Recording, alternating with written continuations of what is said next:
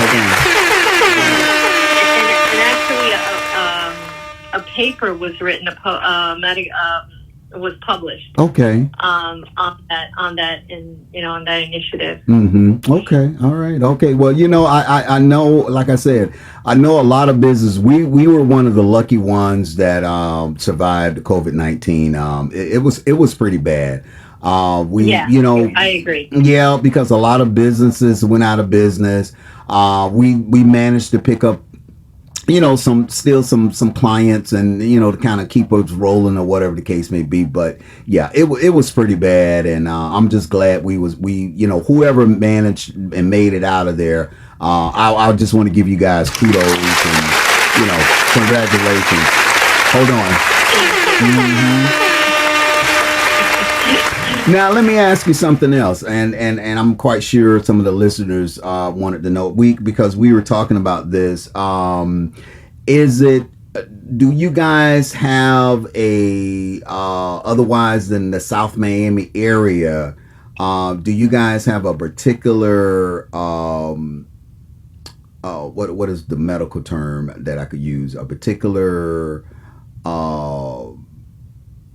procedures, I guess I can call it that. I mean, as far as the students, when they doing checkups and everything, do they check up for certain things, or this is?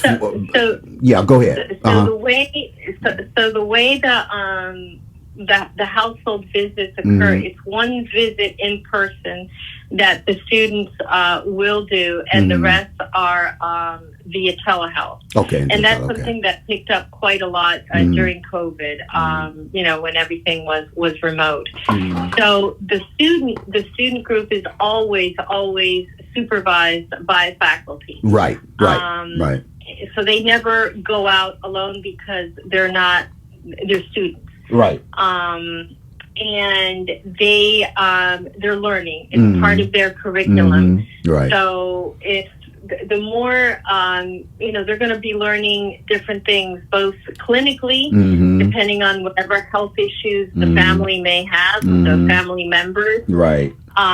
But they're also learning about the social determinants of health. Right. So right. What are the social determinants of health? Let's say, there are different categories. Let's say food, nutrition is one of them. Right. If a family doesn't have enough money to eat, they're not going to be so worried about going to the doctors because their first necessity, which is food, is not being met. So it's like housing, food, transportation, jobs. So one of the things that we're trying to address are all those different social determinants. And the students, by doing the house visits, they can see how they affect health. If they're not in check, your health, most likely your health will not be in check either. If you're food insecure, if you don't have reliable transportation, if you have housing issues, so it's like a domino effect. Yeah, it is.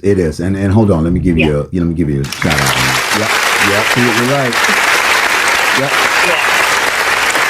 Yeah, I know, because and this is why I tell you guys, when you see a homeless person, it doesn't mean that they were no good in society, or they couldn't cope with society, because believe it or not, a lot of these people were professionals at one time or another. Of course. But for whatever reason, life dealt them a bad hand, and this is why I always tell people and tell our listeners, never turn your back on a homeless person.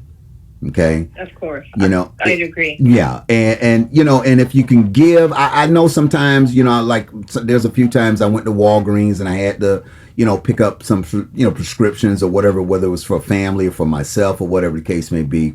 And if someone was out there, like a veteran, my dad was a veteran, and they start telling their stories and everything, and I would just take out the time, 5 or 10 minutes, and listen to them and talk to them and give them some feedback and let them know we're very proud of you. I tell them quick, my dad was in the military, so very honorable thing and respectful. And I think the main important thing, what I'm trying to say, Nancy, is you got to show some love out here in the world. We need more love, man. Yes. And that's what we need. And I just want to just say that, that's what we need. Yeah. I think, unfortunately, our world right now is filled with a lot of greed and everyone is just very selfish. And, yes. And I agree. You have to be kinder and just very simple things. Just try to help your neighbor and help one another. Exactly. All right, let me give you a shout out on that. Hold on. Exactly. All right. So we are here with Nancy, and she is the director, the manager of FIU, the medical mobile program. I'm just going to call it the medical mobile program because I'm not going to get all tight-tongued trying to say this and say that or whatever the case may be. So we're going to take a real quick station break. Then we're going to come back. We're going to talk about something else. And if you have any questions, feel free to hit us up at 800-988-9157. That's 800-988-9157. And we'll definitely try to get her, Nancy, to answer your questions or whatever the case may be. So let's take a quick station break. And when we come back, we'll finish talking. And like I said, hey, man, it's a beautiful team, man. It's a beautiful team. All right. So we'll be back in a flash. You're listening to Uncle T and Nancy here on Cool Rhythms 98. Stay with us.